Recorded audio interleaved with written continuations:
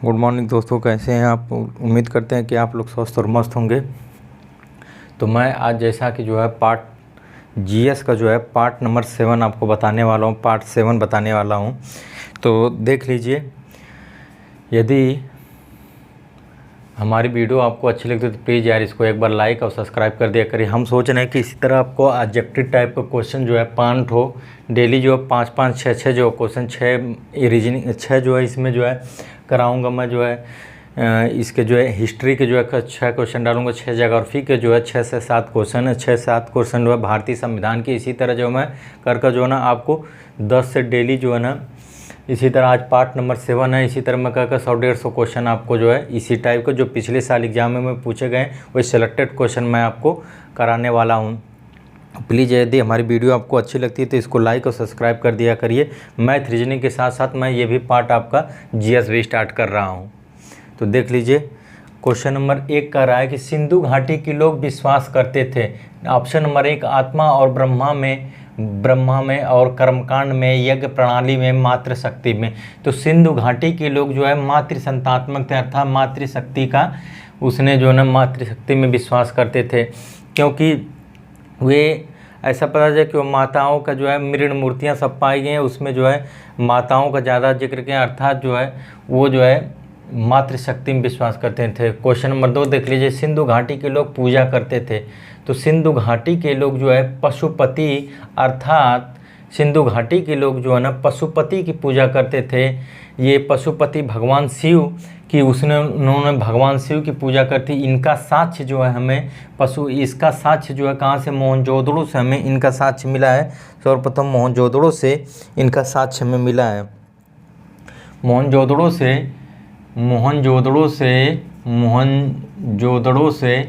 एक मोहर मिली है। एक मोहर, उस मोहर पे योगी का चित्र है, अर्थात मोहनजोदड़ो से एक मोहर प्राप्त हुई है, पशुपति की मोहर प्राप्त हुई। उसी पर एक योगी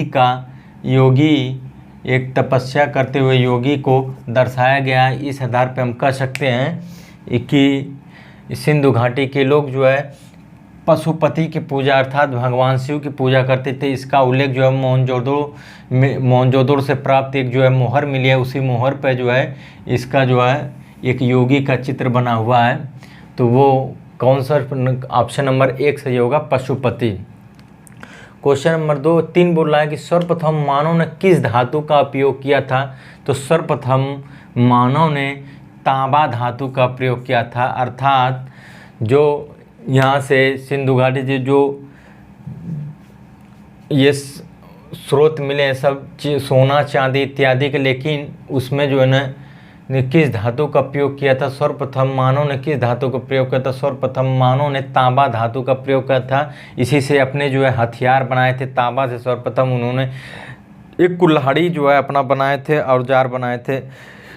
तो अब कह सकते हैं कि सर्वप्रथम जो है ना मानव ने किस धातु का प्रयोग किया था। तो सर्वप्रथम मानव ने तांबा धातु का प्रयोग किया था। क्वेश्चन नंबर 4 का रहा है हाथी दांत का पैमाना हड़प्पी संदर्भ में मिला है। तो हाथी दांत का पैमाना मुझे लोथल से मिला। मैं बताया था पार्ट 1 में जीएस में बताया था, मैं आपको सिंधु सभ्यता बता रहा था, तो उसमें बताया था कि लोथल कहाँ पड़ता है। लोथल जो है गुजरात में पड़ता है। लोथल कहाँ पड़ता है, एक गुजरात में पड़ता है। गुजरात का एक ज़िला अहमदाबाद है, उसी जगह जो है लोथल जो है मिला है। तो वहाँ से हाथी के दांत का हमें जिक्र मिला। क्वेश्चन नंबर 5 देख लीजिए, क्वेश्चन नंबर 5 क्या बोल रहा है।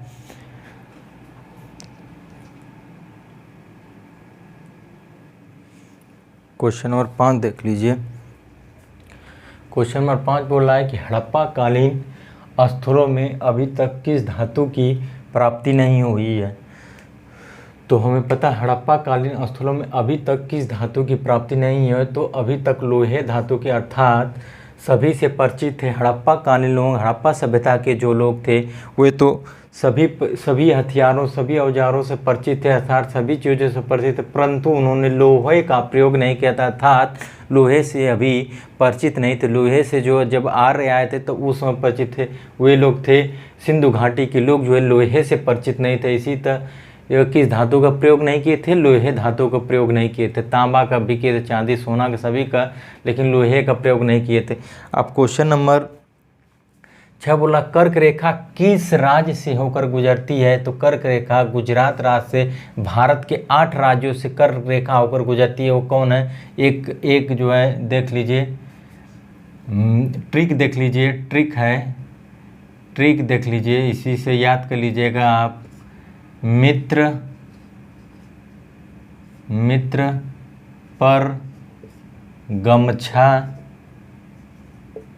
झार, मित्र पर गमछा झार, मित्र मतलब मिजोरम, त्रिपुरा,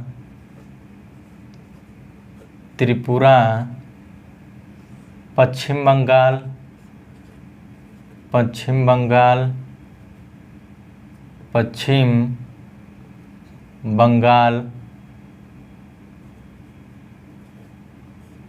राजस्थान,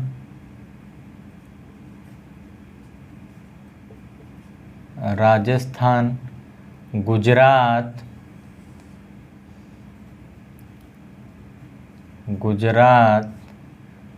मध्य प्रदेश,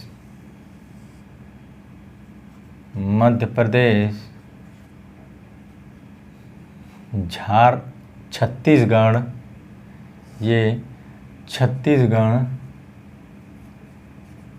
छत्तीसगढ़ और 8वां क्या हो गया? झारखंड।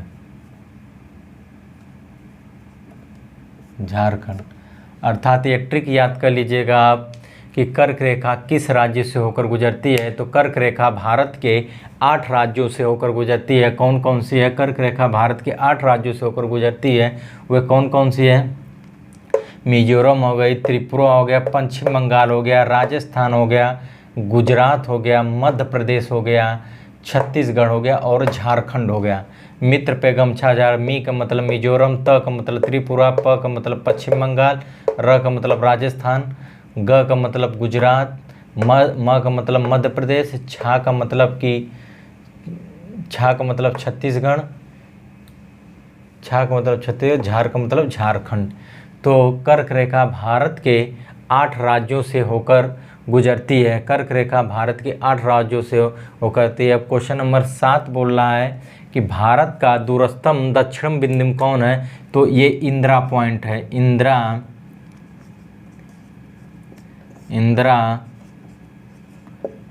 पॉइंट है, ये इंदिरा पॉइंट है। अर्थात भारत का सबसे जो है दक्षिणतम बिंदु जो है ना इंदिरा पॉइंट है। यदि हम बात कर लिए जाए तो भारत का सबसे दूरस्थम पूर्वी बिंदु किबिथु है,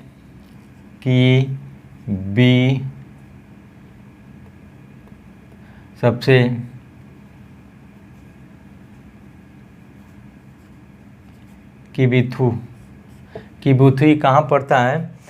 भारत का पूर्वी छोर जो है किबिथु है। ये किबिथु पड़ता कहाँ है? किबिथु देखिए भारतीय मानक में यही तो होता है।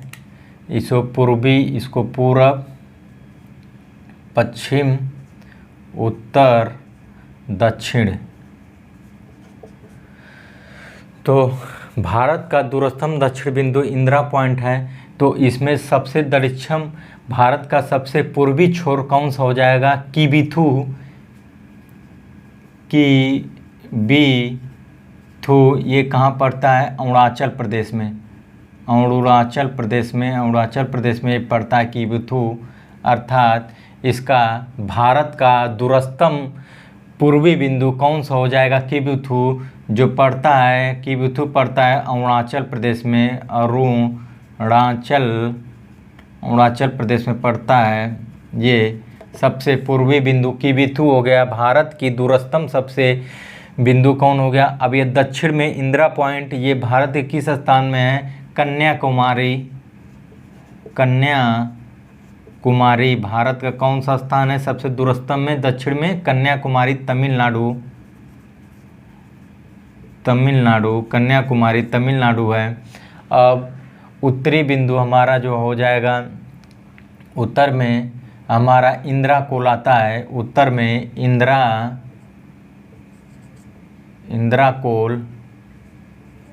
कोल आता है उत्तर में। सियाचिन ग्लेशियर और इसके सबसे बिंदु सियाचिन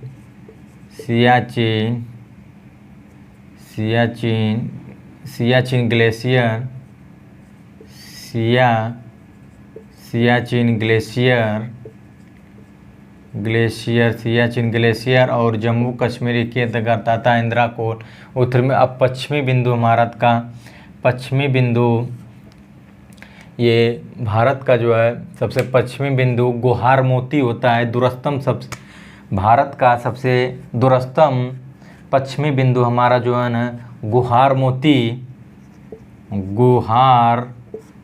है। गुहार मोती ये कहाँ पड़ता है? गुजरात में। गुजरात गुहार मोती, अर्थात इसको देख लीजिए गुहार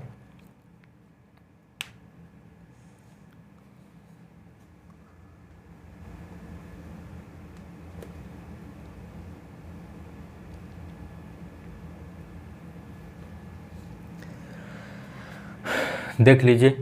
भारत का दूरस्थम दक्षिणी बिंदु कौन है? इंदिरा पॉइंट। इंदिरा पॉइंट अर्थात भारत का कौन सा सबसे दूरस्थम जो कौन सा स्थान पड़ता है भारत का? तो वो कन्याकुमारी, सबसे दक्षिण में जो है ना कन्याकुमारी पड़ता है। दक्षिणतम में दूरस्थम कौन है? सबसे दूर में कौन सा स्थान है भारत का? वो कन्याकुमारी जो तमिलनाडु में पड़ता है। और सबसे उत्तरी जो है भारत का दूरस्थम सबसे उत्तरी बिंदु इंदिरा कोल है, जो सियाचिन ग्लेशियर जम्मू कश्मीर पड़ता है उत्तर में। और सबसे भारत का सबसे दूरस्थम पूर्वी छोर जो है कौन सा होगा? पूर्वी किवुथु अरुणाचल प्रदेश होगा। भारत के दूरस्थम सबसे पश्चिमी छोर कौन सा होगा? गुहार मोती गुजरात में पड़ता है। इसको देख लीजिए। क्वेश्चन नंबर 8 देख लीजिए। क्वेश्चन नंबर 8 देख लीजिए, इसको नोट कर लीजिए। फिर क्वेश्चन नंबर 8 देख लीजिए। जीएस का एक क्वेश्चन नंबर 8 देख लीजिए। क्वेश्चन नंबर 8 बोल रहा है कि निम्नलिखित में से किस देश की भारत के साथ सबसे लंबी स्थलीय सीमा है? निम्नलिखित में से किस देश की निम्न में से क्वेश्चन नंबर 8 बोला है निम्न में से किस देश की सीमा, निम्न में से किस देश की भारत के साथ सबसे लंबी, निम्न में से किस देश की भारत के साथ सबसे लंबी, निम्न में से किस देश की भारत के साथ सबसे लंबी स्थलीय सीमा है? सबसे लंबी स्थलीय सीमा है। ऑप्शन हो जाएगा पाकिस्तान, दूसरा नेपाल, तीसरा बांग्लादेश,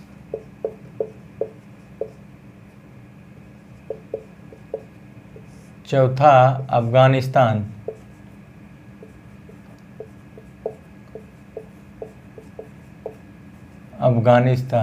बताइए इसमें निम्न में से किस देश की भारत के साथ सबसे लंबी स्थलीय सीमा लगती है? निम्न में से किस देश की भारत के साथ सबसे लंबी स्थलीय सीमा लगती है? तो ऑप्शन नंबर 1 हो गया पाकिस्तान, ऑप्शन नंबर 2 नेपाल, तीसरा बांग्लादेश, चौथा अफगानिस्तान।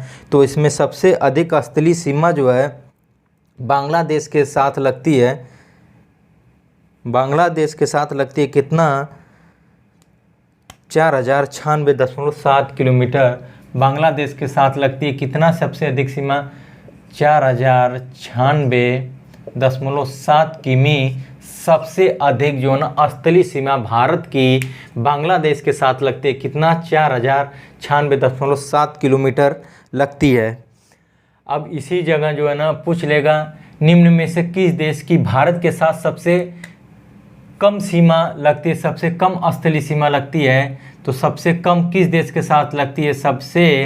सबसे अधिक तो बांग्लादेश के साथ लगती है। लेकिन अगर पूछ लेगा कि सबसे कम किसके साथ लगती है, सबसे कम किस देश के साथ भारत की स्थलीय सीमा लगती है, ये भी क्वेश्चन पूछ सकता है। सीमा लगती है, सबसे अधिक पूछता है कि मान लीजिए कि सबसे अधिक किसके साथ लगती है, तो सबसे अधिक तो बांग्लादेश के साथ लगती है। कितना लगती है? 4096.7 किलोमीटर लगती है। लेकिन अगर सबसे कम किस देश के साथ भारत की असली सीमा लगती है, तो सबसे कम जो है अफगानिस्तान के साथ लगती है। सबसे कम अफगानिस्तान के साथ लगती है। अफगानिस्तान के साथ सबसे कम लगती है, कितना? 106 किलोमीटर लगती है। सबसे कम जो है ना अफगानिस्तान के साथ लगती है, कितना लगती है? 106 किलोमीटर लगती है। 106 किलोमीटर लगती है।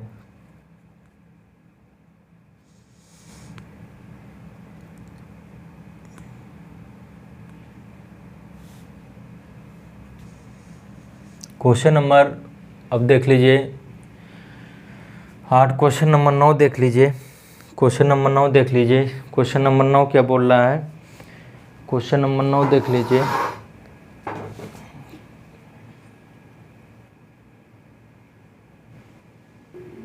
क्वेश्चन नंबर 9 देख लीजिए। भारत तथा पाकिस्तान के मध्य सीमा रेखा का उदाहरण है तो अध्यारोपी सीमा।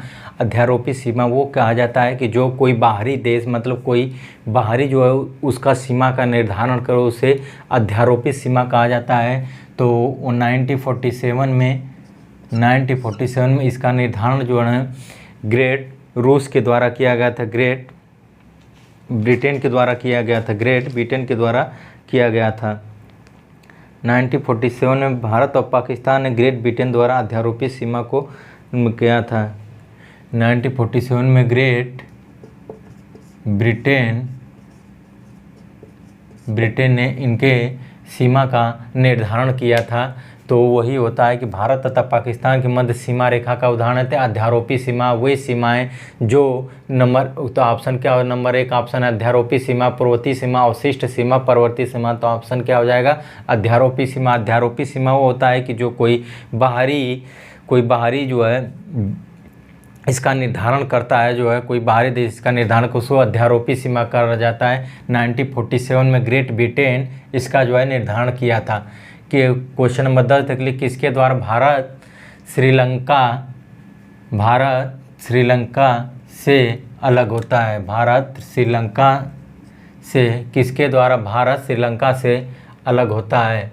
तो पाक जलडमरू मध्य के द्वारा भारत श्रीलंका से अलग होता है। नंबर 1 है स्वेज नहर, पाक जलडमरू मध्य। तीसरा है खंभात की खाड़ी, चौथा है कच्छ की खाड़ी। तो पाक जलडमरू मध्य के बीच जो है ना भारत और श्रीलंका से अलग होता है। क्वेश्चन नंबर 11 दे, भारत के किस प्रदेश की सीमा 3 देशों क्रमशः नेपाल, भूटान एवं चीन से लगती है? तो सिक्किम हो जाएगा। सिक्किम आंसर क्या हो जाएगा? सिक्किम आंसर क्या हो जाएगा हमारा? सिक्किम। कह रहा है कि भारत के किस प्रदेश की सीमा 3 देशों क्रमशः नेपाल, भूटान एवं चीन से लगती है? तो सिक्किम, भारत का एक सिक्किम ऐसा प्रदेश है जिसकी सीमा जो है नेपाल, भूटान और चीन से लगती है। क्वेश्चन नंबर 12 देख लिए। भारत के निम्नलिखित राज्यों में से किसके 3 तरफ से अंतर्राष्ट्रीय सीमाएं लगी हैं? अंतर्राष्ट्रीय सीमाएं हैं तो ये त्रिपुरा हो गया। त्रिपुरा जो है बांग्लादेश के उत्तर, पश्चिम और दक्षिण में ये तीनों तरफ से बांग्लादेश इसको जो है ना तीनों तरफ से घेरा हुआ है। त्रिपुरा को बांग्लादेश जो है ना तीनों तरफ से घेरा हुआ है। उत्तर से इधर जो है दक्षिण से, और इधर जो है उत्तर, दक्षिण और पश्चिम से तीनों तरफ से बांग्लादेश जो है भारत के निम्नलिखित राज्यों में से किसके 3 तरफ से अंतर्राष्ट्रीय सीमाएं हैं? तो त्रिपुरा, भारत का ऐसा राज्य त्रिपुरा है जो बांग्लादेश से 3 तरफ से घिरा हुआ है, जैसे कि दक्षिण में भी है और उत्तर में भी है और जो है पश्चिम में, तीनों तरफ से घिरा हुआ है। तो आंसर क्या हो जाएगा? त्रिपुरा हो जाएगा,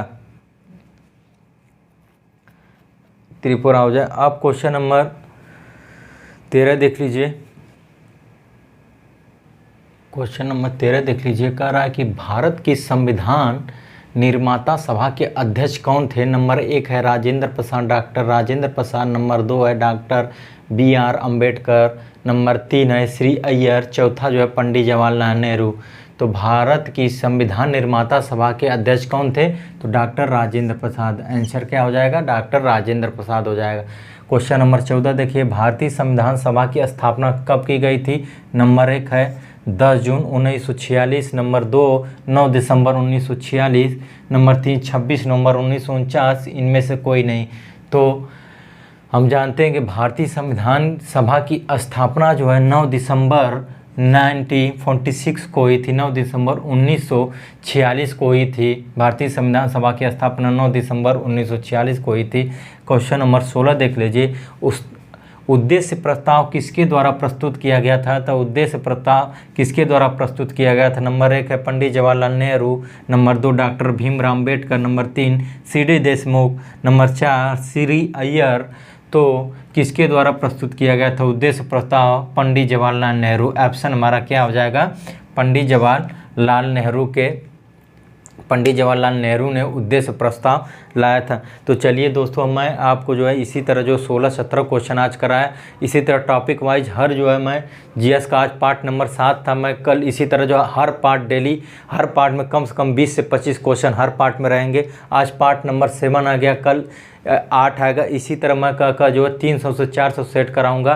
प्लीज़ इसको जो है हमारे चैनल को आप जो है लाइक और सब्सक्राइब कर दीजिएगा। इससे आपको जो है डेली का डेली जो है ना 10-5 का, हमको लगता है कि डेली एंशिएंट हिस्ट्री का 10 क्वेश्चन मिलेगा और ज्योग्राफी का 10 क्वेश्चन, इकोनॉमिक्स का 10 क्वेश्चन। इसी तरह सोचिए आपको 10-10 क्वेश्चन डेली इसी तरह मैं आपको याद करवाऊंगा या डेली बताऊंगा, तो किसी ने क्वेश्चन जो है याद हो जाएगा। इसलिए हम सोच रहे हैं आपको कि आप हमारे चैनल को सब्सक्राइब कर लीजिएगा, जिससे आप तक ये नोटिफिकेशन पहुँचता रहे और डेली का डेली आप इसे रिविज़न करते रहें।